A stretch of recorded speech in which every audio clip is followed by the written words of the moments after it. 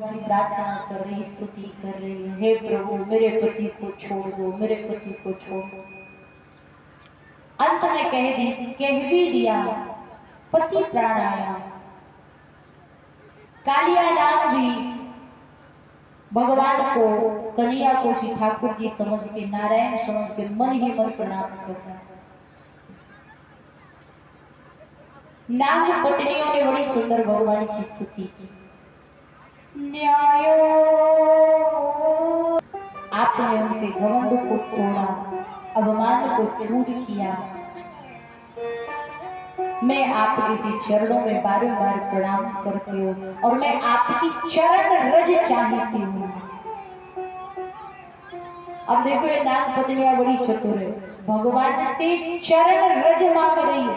अब भगवान कालिया नाम के मस्तक पर नृत्य कर रहे हैं, धन पर नाच रहे, वहां चरण रज कैसे देंगे? अब चरण रज देने के लिए तो नीचे उतरना पड़ेगा, तो कहा चरण रज आपकी चाहिए।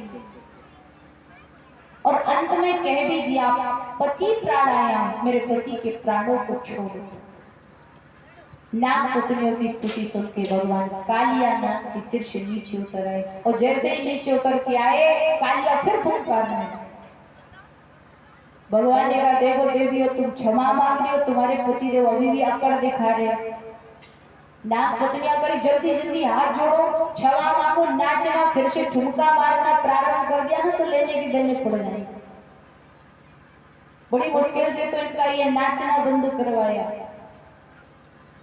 अब कालिया नाम कह रहा, मैं इनसे ये पूछना चाहता हूँ कि मेरा अपराध क्या है, मेरी गलती क्या है? भगवान बोले लो, मेरे पूरे यमुना हृदय को विषैला कर दिया है, तेरा इसमें कोई अपराध ही नहीं है। अपराध पूछना तुमसे। कोई भी जीव इस काली यमुना हृदय के ऊपर से निकलता है तो छटपटा के गिर जाता है, निष्प्राण हो जाता है, और क्यों अपराध पूछना? कालिया नाम बोला एक बात बताओ। भगवान बोले क्या? कि हम सर्पों को किसने बनाया? सर्प जाति को किसने बनाया? भगवान बोले हमने। बोले सर्पों के मुख में ये जहर किसने भरा है? किसने दिया ये जहर? भगवान बोले हमने। बोले सर्पों को ये क्रोधी स्वभाव किसने दिया है? भगवान बोले हमने। बोले फिर बस निर्णय हो चुका। क्या? बोले तन मन धन सुख संपत्ति सब कुछ है तेरा, स्वामी सब कुछ है तेरा, तेरा तुझको अर्पण, प्रभु जी को, प्रभु को समर्पण, क्या लागे मेरा, क्या लागे मेरा। प्रभु आपने मुझे ये सर्प स्वरूप दिया, आपने हमारे मुख में जहर दिया, अगर आप ही अमृत की 2 बूंदें डाल देते हमारे मुंह में तो आज हम भी घर घर में पाले जाते, हमारा नाम सुनते लोग मुंह कुचल देते। आपने ही तो क्रोधी स्वभाव दिया है, अगर स्वभाव ही अच्छा बना देते तो आज लोग मुझे भी प्रेम से पालते। और आपने जो कुछ हमें दिया सो हमने आपको दिया, हमने क्या गलत किया? आपने हमें सब कुछ दिया, जहर दिया, क्रोधी स्वभाव दिया, तो मैंने भी आपको ये समर्पण कर दिया। भगवान हंसने लगे, कालिया तेरी इस बात से, इस तर्क से मैं मानता हूँ उस तर्क को, लेकिन मानता हूँ मैंने सर्प बनाए, विष दिया, जहर दिया, क्रोध दिया, लेकिन सर्पों के रहने के लिए मैंने एक विशेष दीप, रमणक दीप का भी तो निर्माण किया है, फिर तू यहाँ आके क्यों रहने लगा? कालिया बोला इसका भी जिम्मेदार तेरा वाहन ये गरुड़ है, क्योंकि ये गरुड़ जब रमणक दीप आता था ये हिंसा करता था, सर्पों को खा जाता था, मेरा इससे झगड़ा हो गया तो मैं यहाँ के रहने लगा इसके डर से। तो भगवान ने कहा सारी दुनिया में तुझे मेरा यमुना हृदय ही मिला था विषैला करने का। तो कहा महाराज जी मैं यहाँ छिपके इसलिए रहने लगा क्योंकि गरुड़ यहाँ आ नहीं सकता है, सौवर ऋषि का श्राप लगा है, सांप बस यहाँ आवत नहीं, क्योंकि यहाँ पे गरुड़ हिंसा करता था तो सौवर ऋषि तपस्या करते थे, उन्होंने मना किया, नहीं माना। गरुड़ को क्रोधित होकर श्राप दे दिया कि अगर गरुड़ यहाँ पे किसी भी प्रकार की हिंसा करेगा तो वो मर जाएगा, उसको शरीर छोड़ना पड़ेगा, इसलिए उसके डर से यहाँ मैं छुप करके रहता हूँ। भगवान ने कहा ठीक है कालिया, तू डर के यहाँ रहता था, लेकिन अब तू निडर हो, एकदम निर्भय होकर के तू रमणक द्वीप जा, क्योंकि गरुड़ अब तुझसे बोलेगा नहीं। क्यों? क्योंकि तेरे फन पर मैंने नाच नाच के ये मोहर लगा दी अपने चरणों की। अब तक तू फालतू था, कैसा था? अब तक तू फालतू था, लेकिन आज से तू पालतू हो गया, तू मेरा हो गया, तू कृष्ण का हो गया। अब कोई कुछ नहीं कर सकता है, गरुड़ तेरा कुछ नहीं कर सकता। मन कुत्ता दर दर फिरे,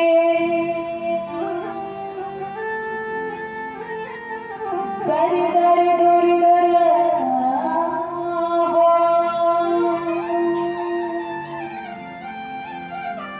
एक इधर को रह जाए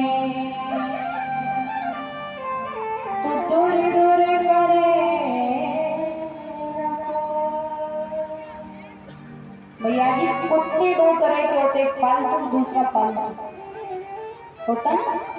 फालतू जो कुत्ता होता है उसको चाहे कोई इसको डंडा मार देता है, झूठी पत्थर खा रहा फिर भी पिट रहा है, पत्थर मार देते हैं लोग, उसको भगा दे। और जो पालतू होता है उसकी क्या पहचान है? गले में मालिक के नाम का एक कुत्ता होता है, और जो मालिक देगा वही खाएगा, या वह नहीं ताकत है। फालतू की पहचान है, उसकी एक इमेज होती है, फालतू की कुछ नहीं होती। उसी प्रकार हम सब शांति आनंद की खोज में ये मन रूपी कुत्ता संसार के दर दर पर ऋतु आई। देखिए वृंदावन की महिमा, सर्वकाले सुखा भाव। आप हमारे श्री राम वृंदावन कभी भी किसी दिन चले जाइए, एकाध ही दिन ऐसा होगा जिस दिन वृंदावन में कोई उत्सव ना हो, वरना नित्य वहां कोई ना कोई उत्सव जरूर है। कहते ना जग हो रही तो ब्रज हो रहा। बड़ी कृपा से लाडली जो की है, वहां बड़ा आनंद बरसता है, बड़ी महिमा उस वृंदावन की, ब्रज भूमि की। शरद ऋतु आई भैया, सुंदरता को श्री ठाकुर जी ने शरद ऋतु की देखी तो बड़ी सुंदर दिव्य मुरली बजाई, बंसी बजाई। बंसी की धुन गोपियों के कानों में सुनाई पड़ी। गोपियां घरों में कार्य कर रही थी, कार्य को करना भूल। बंसी की धुन संतों के कानों में सुनाई पड़ी। संत जन समाधि में बैठे तो समाधि खुल गई। बंसी की धुन अप्सराओं के कानों में सुनाई पड़ी, स्वर्ग में नृत्य कर रही थी, नाच रही थी। बंसी की धुन सुन के नृत्य करना भूल गई। बंसी की धुन यमुना महारानी ने सुनी। आप लोगों ने यमुना मैया का दर्शन किया है? हाँ जी किया है, देखा होगा। यमुना जी की धाराएं निरंतर प्रवाहित होती रहती है, रुकती नहीं है, हमेशा बहती रहती है। लेकिन आज बस मुरली की धुन सुन के, बंसी की धुन सुन के यमुना जी की धारा स्तब्ध हो गई है, रुक गई। सुखदेव जी कहते राजन जानते हो बंसी कौन है? बंसुस तो भगवान रुद्र, भगवान भोलेनाथ की, भगवान की सेवा करने के लिए बंसी के रूप में अवतरित हुआ, मुरली के रूप में अवतरित हुआ। मैया बंसी से सबसे अधिक जलन गोपियों को हुआ करती थी। गोपियां बंसी को अपनी सोत मानती थी, कहती थी इस बाबरी ने तुम्हारा सुख चैन छीन लिया। दिन रात अपने कन्हैया के दर्शन को तरसती, और उस बाबरी को देखो ना 24 घंटे मेरे कन्हैया के अधरों का पान करती रहती। तुम्हारा जी गोपियों ने मिलकर के बड़ा सुंदर वेणु गीत गाया।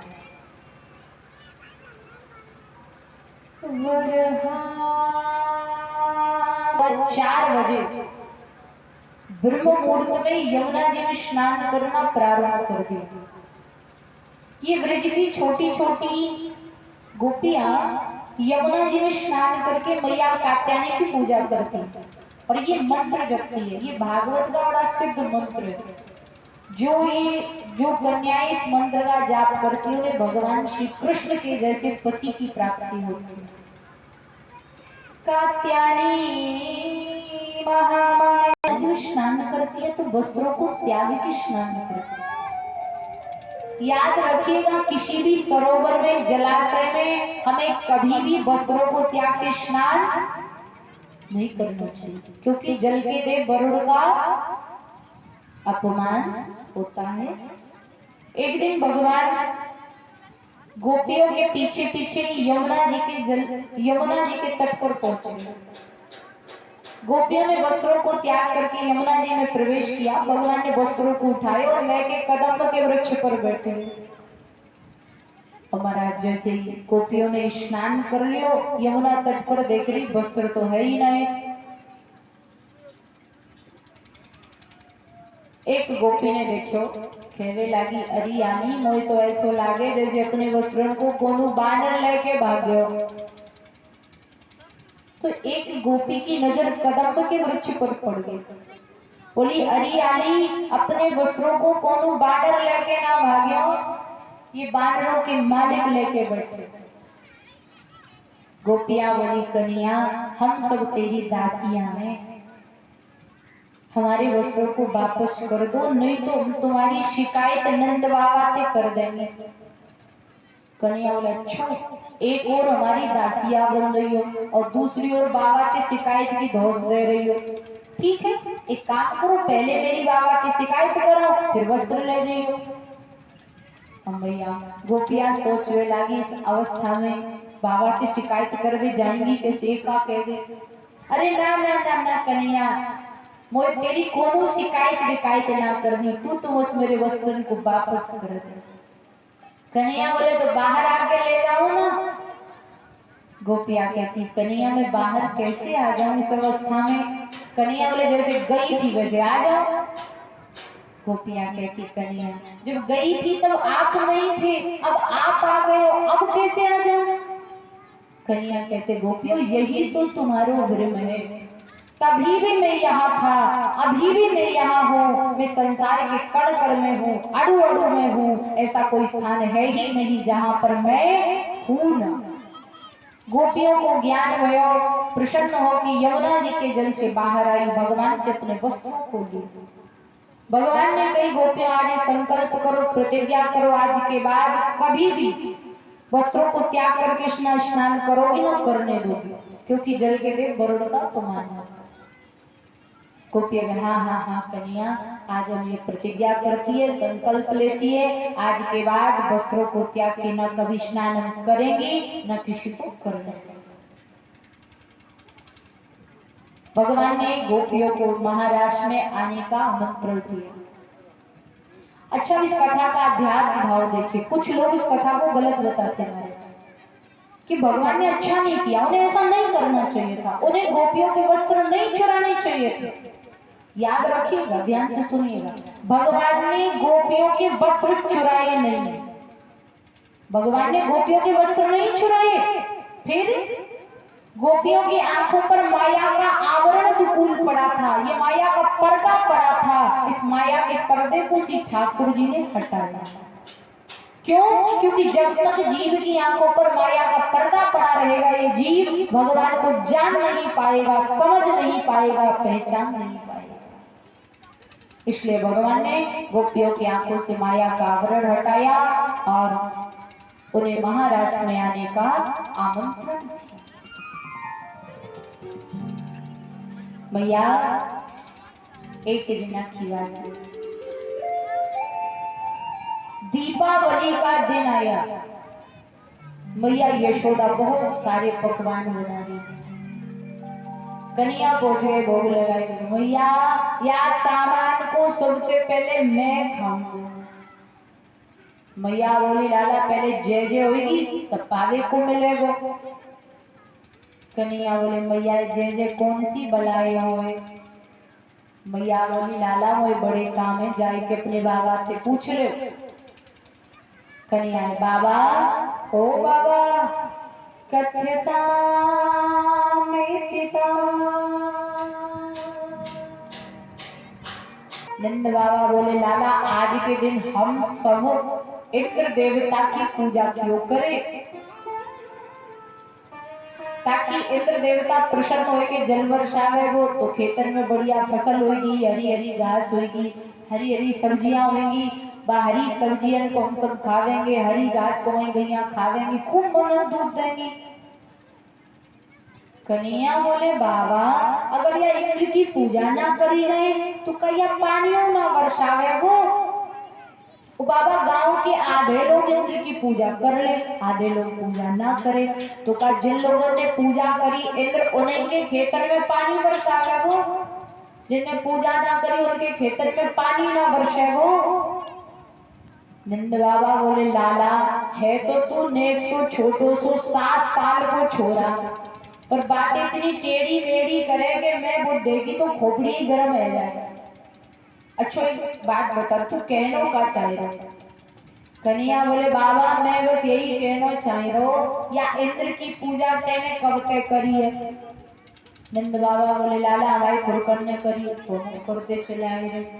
बोले तो क्या इंद्र ने तो कबू अपनी सूरत दिखाई का, दर्शक दियो का। नंद बाबा बोले ना लाला यानी सूरत तो आज तक ना दिखाई, दर्शन तो आज तक ना दियो। कन्हैया बोले तो बाबा अब की बार तू मेरे देवता की पूजा कर ले, मेरो देवता कोई प्रसन्न होए के प्रकट होए के दर्शन देगो, तेरी सबरी मनोकामना पूर्ण कर देगो।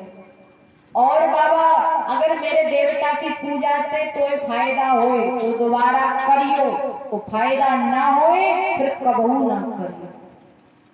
नंद बाबा बोले ठीक है लाला अब की बार तेरे ही देवता की पूजा से। अच्छा एक बात बता, तेरे देवता को पूजा के टाइम काका सामान चाहिए। कन्हैया बोले सुनो बाबा मेरे देवता की पूजा के सामान में कोनो कमी रह जाए कोनो बात नहीं, लेकिन मेरे देवता को भोग के टाइम पूरे 56 भोग चाहिए। नंद बाबा बोले जरूर लाला तेरे देवता को 56 भोग लगाऊंगा। नंद बाबा ने पूरे ब्रिज में दुआई लगाई थी, अब की बार हम अपने लाला के देवता की पूजा करेंगे। मैया जी सबरी गोपियां सज धज के ले ले ठार, कचौड़ी मंगोड़ी पकौड़ी रसगुल्ला रसमलाई बालूशाही मालपुआ जलेबी समोसा ले ले के थार भर भर के सब आई। कन्हैया ने मैया यशोदा नंद बाबा सबरी गोपिया गोप ग्वालवाल सवन को साथ में लियो, सवन को लेके गिराज पर्वत पर आए। मधुमंगल बोलो कन्हैया कहाँ है तेरो देवता। कन्हैया बोले 7 कोस के कोई गिरिराज भगवान ना दिखाई पड़ रहे हैं। मधुमंगल बोलो हे भगवान इतना बड़ो देवता कैसे करेंगे आपकी पूजा। कन्हैया बोले भैया चिंता काहे को कर रहे, हाँ मैं पुजारी ठाड़ो तो पहले सब मेरे देवता को स्नान करो। महाराज जी सगरे ग्वाला भर भर के कलसा जल लाए वे लागे गिरिराज भगवान के ऊपर पटक वे लगे। मनसुखा बोलो भैया कन्हैया 1000 कलसा पानी पटक दियो तेरे देवता के ऊपर, पर याकी तो भैया मूछ तक गीली ना भैया, ऐसे आपको कैसे नवावेंगे। कन्हैया बोलो भैया चिंता ना करो मेरे देवता को ध्यान करो वो जरूर जल को कोनो प्रबंध कर देगा। सबने गिरिराज भगवान को ध्यान कियो। मैया जी भगवान ने मन की इच्छा से ही गंगा मैया को प्रकट कर दियो, या से उनको नाम मानसी गंगा है गयो। बोलिए मानसी गंगा मैया की जय हो। मानसी गंगा मैया के जल से सबरी गोपिया गोप ग्वालवाल सबने गिरिराज भगवान को स्नान करायो, अक्षत चंदन पुष्प से उनको पूजन कियो। भगवान ने सबन के कही भैया अब सब मेरे देवता को ध्यान करो ताकि वो प्रसन्न होए के प्रकट होए के भोग लगावे। सवन ने गिरिराज भगवान को ध्यान कियो और जैसे ही महाराज जी ध्यान कियो कि गिरिराज भगवान प्रकट हो गए। बोलिए गिरिराज भगवान की जय हो। श्री गोवर्धन नाथ जय हो। गिरिराज भगवान प्रकट होकर के बोले, सीधामा बोले भैया कन्हैया तेरा देवता है बड़ो नीको। अरे वाह, इंद्र की पूजा करते करते बरसों बीत गए, दारी की ने कहूं अपनी सूरत तक ना दिखाई है। तेरा देवता बड़ो नीको, पहली बार की पूजा में प्रसन्न होते प्रकट है। मधुमंगल बोला हाँ हाँ कन्हैया है तो बड़ो अच्छो तेरा देवता कैसे खाई रहो देखो। एक बात बता, कितने दिनों से भूखों कर रखा तेने अपने देवता को? अरे यहाँ से अच्छो भाई इंद्र ही हतो कुछ खातो तो नहीं, सौर प्रसाद पाए को मिल जाता। पर याद रो देख के ऐसो लग रहा है आज प्रसाद मिलवे वारो नहीं, सब अकेले ही डकारे ले जाए। कन्हैया बोले भैया ऐसी बात नहीं, सबने को प्रसाद मिलेगा, सब मेरे देवता को ध्यान दे। भैया सबने गिरिराज भगवान को पूजन कियो, प्रसाद लियो। मैया यशोदा कह रही लाला तेरे देवता की पूजा में कोनो कमी तो ना रह गई है। कन्हैया कह रहे मैया कमी कुछ ना रह गई है, पर मेरे देवता के ताई ये काम करना पड़ेगा। मैया बोली का लाला, मेरे देवता की 7 कोस की परिक्रमा लगानी पड़ेगी। मैया बोली जरूर लाला, तेरे देवता क्या 7 कोस की परिक्रमा लगाऊंगी। मैया जी कन्हैया मैया यशोदा नंद बाबा सवरी गोपिया गोप ग्वाल वाल सवन के साथ गिरिराज भगवान की 7 कोस की परिक्रमा लगानी। अभी हमारे परीक्षित जी गिरिराज भगवान का पूजन कर ले, परिक्रमा कर ले, उसके पश्चात सभी माताएं बहने भक्तजन गिरिराज जी का पूजन परिक्रमा करें। क्योंकि जो लोग यहाँ पे गिरिराज जी की एक परिक्रमा लगाते हैं तो उन्हें गिरिराज भगवान की 7 कोस की परिक्रमा लगाने का फल प्राप्त होता है। अच्छा एक बात बताओ, किस किस ने गिरिराज भगवान की परिक्रमा की? हाथ उठाए। बहुत कम लोग हैं जो गिरिराज जी में।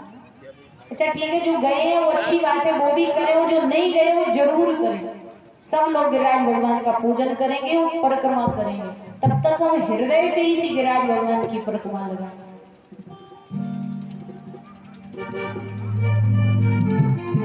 श्री गोवर्धन महाराज